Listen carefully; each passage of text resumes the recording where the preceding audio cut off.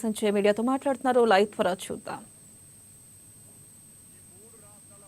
పెట్టించి ముగ్గురు ముఖ్యమంత్రులు తీసుకుపోయారు. ఇక చూడు, ఇక నన్ను చూడు, అందరూ చూడు, మొత్తం మహారాష్ట్ర మొత్తం తెలంగాణ రాష్ట్ర ముఖ్యమంత్రి రేవంత్ రెడ్డి గారు అయితే ఒక 10 సార్లు వేయండి కావచ్చు. ఆయన వేయిన సీట్లు మొత్తం ఓడిపోయినాయి. కర్ణాటక ముఖ్యమంత్రి వేయండు, తెలంగాణ ముఖ్యమంత్రి వేయండు, హిమాచల్ ముఖ్యమంత్రి వేయండు. వీళ్ళతో విపరీతంగా ప్రచారం చేశారు.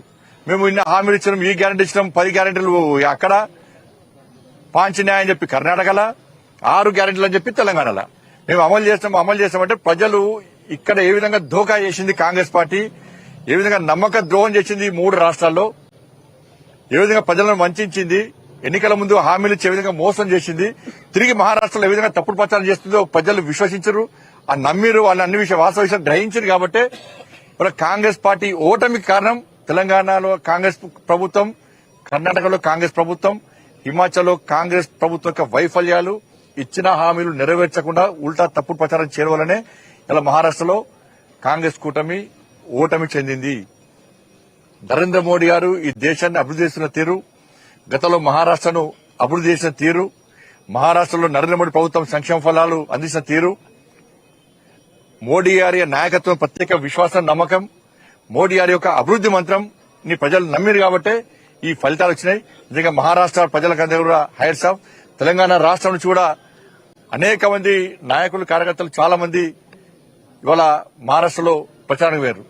కాంగ్రెస్ పార్టీ, కర్ణాటక ఎమ్మెల్యేలు, ఇక్కడ ఎమ్మెల్యేలు బూత్కొక్కన్నారు, కానీ ఎమ్మెల్యేల పతేర పనిచేయలే. బీజేపీ కార్యకర్తల ముందు బీజేపీ కార్యకర్తలు ప్రతి ఇంటికి అభివృద్ధి గురించి చెప్పారు, మోడీ గారి నాయకత్వం గురించి చెప్పారు, ప్రజల ఓటు రిక్వెస్ట్ చేశారు. కానీ కాంగ్రెస్ పార్టీ అబద్దాలు ప్రచారం చేసిన కాబట్టి వాళ్ళకు వాళ్ళ అడ్రస్ గల్లంతైంది.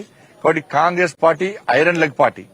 ఇక పార్టీతో ఎవ్వరు ఉండరు. ఇక ఐఎన్డీఏ చీలిపోవడం ఖాయం, ఐఎన్డీఏ కూలిపోవడం ఖాయం. దాన్ని ఎవరు పట్టించుకోరు. ఐరన్ లెగ్ పార్టీతో ఉండేటువంటి ప్రయత్నం ఎవరు చేయరు. కానీ తెలంగాణ ప్రభుత్వం కూడా ఇదే గతి పట్టబోతున్నది. తెలంగాణ రాష్ట్ర ప్రభుత్వాన్ని కూడా కాంగ్రెస్ పార్టీ ప్రభుత్వానికి ఇదే గతి పట్టబోతున్నది. మీరు హామీలు ఇచ్చి ఇలా ఏ ఒక్క హామీని నెరవేర్చే ప్రయత్నం చేయలే. ఇలా ఉల్టా రాష్ట్ర ముఖ్యమంత్రి తెలంగాణ నిష్పెట్టుకుని అక్కడ ప్రచారం చేశారు. కాంగ్రెస్ పార్టీ మంత్రులు ప్రచారం చేశారు.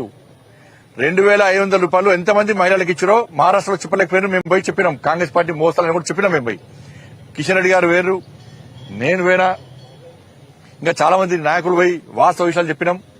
తెలుగు వాళ్ళందరినీ కలిసాం, తెలుగు వాళ్ళందరికీ కూడా విషయాలు చెప్పినాం. వాళ్ళు వాస్తవ విషయాలు గ్రహించారు. కానీ కాంగ్రెస్ పార్టీ, తెలంగాణ రాష్ట్ర ప్రభుత్వం, తెలంగాణ రాష్ట్రం కాంగ్రెస్ పార్టీ ప్రభుత్వం మీరు ఇచ్చిన హామీలు నెరవేర్చారా? లేకుంటే మహారాష్ట్ర ప్రజలు ఏ విధంగా తిరగబడుతున్నారో తెలంగాణ రాష్ట్రంలో కూడా ఈ తెలంగాణలోని కాంగ్రెస్ పార్టీ ప్రభుత్వం మీద తిరగబడే రోజులు అతి తక్కువ సమయంలో రాబోతున్నాయి. 2,500 రూపాయలు ఎంతమంది మహిళలకు ఇచ్చారు, ఎంతమందికి తులం బంగారం ఇచ్చారు, ఎంతమంది స్కూటీలు ఇచ్చారు? వ్యవసాయ శాఖ మంత్రి చెప్పినట్లుగా ఇంకా 22 లక్షల మందికి ఎప్పుడు రుణమాఫీ చేస్తారు? రైతు భరోసా ఎప్పుడు ఇస్తారు? రైతు కూలీలకు 12,000 రూపాయలు ఎప్పుడు ఇస్తారు? 500 రూపాయల బోనస్ ఇంకా ఎప్పుడు అకౌంట్లో వేస్తారు? కొనుగోలు విషయంలో రైతులను వంచినందుకు క్షమాపణలు ఎప్పుడు చెప్తారు? 2 లక్షల ఉద్యోగాలను వెంటనే భర్తీ చేస్తున్నారు, ఎప్పుడు భర్తీ చేస్తారు? ఇచ్చింది 30,000 ఉద్యోగాల నోటిఫికేషన్ అయితే 50,000 ఉద్యోగాలు ఇస్తామని చెప్తున్నారు. మహారాష్ట్రలో చెప్పారు.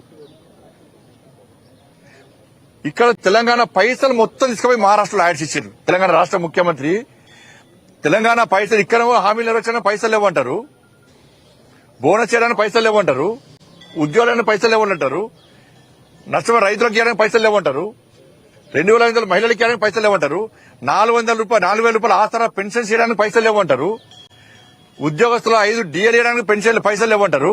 కానీ ఇక్కడ కోట్ల రూపాయలు తీసుకుపోయి మహారాష్ట్రలో యాడ్ ఇచ్చారు. అన్ని అబద్దాలు యాడ్స్ ఇచ్చారు. ఏమైనా యాడ్స్ ఇవ్వాలా? ఏం పనిచేసిన యాడ్స్ అన్ని తప్పుడు ప్రచారాలే. కాబట్టి ఈ గ్యారెంటీలను, ఇచ్చిన 6 గ్యారెంటీలను అమలు చేస్తారా, చేయరా? చేయకుంటే ప్రజల తిరుగుబాటుకు ప్రభుత్వం సిద్ధంగా ఉండాలని చెప్పి మేము హెచ్చరిస్తున్నాం. సంజయ్ రౌత్ శివసేన రాజ్యసభ సభ్యుడు బీజేపీ ప్రభుత్వము ఈవీఎంలను ట్యాంపరింగ్ చేసింది కాబట్టి ఇక కామన్ అయిపోయిన సేకరణ ప్రతిసారి అదే అంటారు. మరి జార్ఖండ్ లో వాళ్ళు గెలిచే అవకాశం లేదు. ఈవెంట్ ట్యాబ్ ఇచ్చిరా? ఏక్నాథ్ షిండే మీద ఆగ్రహం ఇప్పుడు తెలంగాణలో గెలిచిర్రు. తెలంగాణ వాళ్ళ ప్రభుత్వం వచ్చింది కదా, కర్ణాటకలో ప్రభుత్వం వచ్చింది కదా, హిమాచల్లో ప్రభుత్వాలనే కదా. అంటే వాళ్ళ ప్రభుత్వాలు లేని కాడ ఎట్లా గెలిచిరు వాళ్ళు? మరి ఈవీఎంలు ట్యాంపరింగ్ చేస్తే పోయినసారి కంటే మాకు దేశంలో మెజార్టీ ఎందుకు తగ్గించుకుంటాం? మేము మొత్తం మాకే వేస్తాయి కదా. వారు వన్ సైడ్ అంటే మేము వేసుకుంటాం కదా. కాబట్టి ఆ ప్రచార లెవెల్ నంబర్ అన్ని ప్రచారాలు చేస్తేనే లాస్ట్ అయిపోతుంది. దాంతో పక్కా ప్రభావం చూపిస్తాయి. ఇక్కడ ప్రజలు ఆలోచిస్తున్నారు. వాళ్ళ మహారాష్ట్రలో ప్రజలు తిరగబడ్డారు. ప్రజలు ఓటని 500 ద్వారా గుణపాఠం చెప్పారు. ఈ ప్రభుత్వం తప్పు ప్రచారం చేసింది, నమ్మించి మోసం చేసే ప్రయత్నం చేసింది. ఈ ప్రభుత్వాన్ని ఇట్నే చూడటుంటే మా కొంపలు ముడుస్తుంది కాంగ్రెస్ పార్టీ ప్రభుత్వం. కాబట్టి పక్కా ఇక్కడ ప్రజలు చైతన్యం అవుతారు. ఇలా భారతీయ జనతా పార్టీ నేతృత్వంలో మేము యుద్దం ప్రారంభించబోతున్నాం. తప్పకుండా ఈ ప్రభుత్వం గుణపాఠం చెప్తున్నాం. అది మా చేతిలో ఉంటుంది. కాంగ్రెస్ పార్టీ వాళ్ళకు ఇంకోళ్ళు కూల్చే అవకాశం వాళ్ళు ఇయ్యరు. వాళ్ళే ఇప్పుడు ఈ ఫలితాల తర్వాత కాంగ్రెస్ పార్టీలో లుక్కలు పక్కా సాడతాయి. ఎందుకంటే కాంగ్రెస్ పార్టీ ఎమ్మెల్యేలు, మంత్రులు తెలంగాణ రాష్ట్రంలో తిరగలేని పరిస్థితిలో ఉన్నారు. వాళ్ళ మహారాష్ట్ర ఎన్నికల తర్వాత, ఫలితాల తర్వాత ఇంకా తిరగలేని స్థితిలో ఇలా కాంగ్రెస్ పార్టీ నాయకులు ఉంటారు. వీళ్ళు ఎన్ని ఊకదమ్ముడు ఉపన్యాసాలు ఇచ్చినా కూడా వీళ్ళ ప్రజలు పట్టించుకోరు. ప్రజలు ప్రశ్నించే స్థాయికి వచ్చారు. ఇప్పుడు ప్రజలు ప్రశ్నించే స్థాయికి వచ్చారు. ప్రజలు నిలదీసే స్థాయికి తెలంగాణ రాష్ట్రంలో వచ్చారు, వస్తారు కూడా. లుకలు స్టార్ట్ అయితే గ్యారంటీ. మహారాష్ట్ర ఫలితాల తర్వాత ఇక ఏం చేస్తారు? ఇక ప్రజలు తిరగలేని పరిస్థితిలో ఆది నాయకత్వం మీద వాళ్ళు ఒత్తిడి తీసుకొస్తారు, ప్రశ్నిస్తారు. కాబట్టి దాన్ని ఏదైనా జరగచ్చు. మేము కూలాలని మేము అనుకుంటలేం. ప్రజల చేత ఎన్నుకోబడ్డ ప్రభుత్వం ప్రజల నిర్ణయం ప్రకారం 5 సంవత్సరాలు ప్రజాస్వామ్య దేశంలో ప్రజాస్వామ్యయుతంగా పాలించాలని చెప్పి మేము కోరుకుంటాం. వాళ్ళ ఇష్టం అది. పక్కా ఉంది. కాంగ్రెస్ పార్టీ ఎమ్మెల్యేలు కూడా అసమ్మతి ఉన్నది. ఏం పనులు అయితలేవు, ఒక్క పైసా నిధులు వస్తలేవు. పోయి 6 గ్యారెంటీల మీద ప్రజలు నిలదీస్తున్నారు, 7 పైన కూడా ప్రశ్నిస్తున్నారు. మేము తిరగలేని పరిస్థితిలో ఉన్నాం, మా పరిస్థితి ఏంది అని వాళ్ళు ఆత్మ విమర్శ చేసుకునే స్థితిలో కాంగ్రెస్ పార్టీ నాయకులు ఉన్నారు. ఇక్కడ ఇప్పుడు నేను అదే కులగణ విషయాలు చెప్పింది, అనేక విషయాలు చెప్పింది అంట పోయి. కాబట్టి ఇక్కడ కులగణ విషయంలో ప్రజలకు విశ్వాసం లేదు. కాంగ్రెస్ పార్టీ చేసే కులగణ విషయంలో ప్రజలకు విశ్వాసం లేదు. ఇవాళ మీరు కులగణను చూడండి, ఆ ఫామ్ చూడండి, మీరు మొత్తం పెన్సిల్తో నింపుతారు.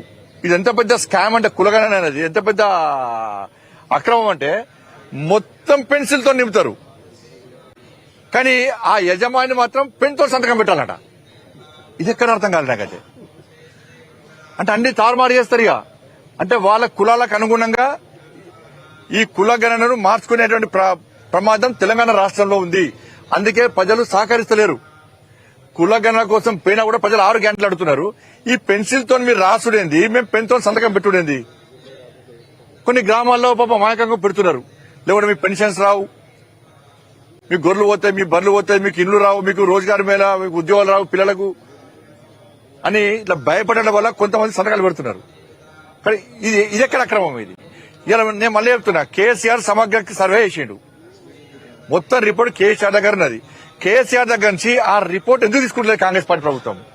వీళ్ళతో ఒకరి కేసీఆర్ అంటే చేసుకున్న పొట్టు సమగ్ర సర్వే పేరు మీద పైసలు చంపాను నేను.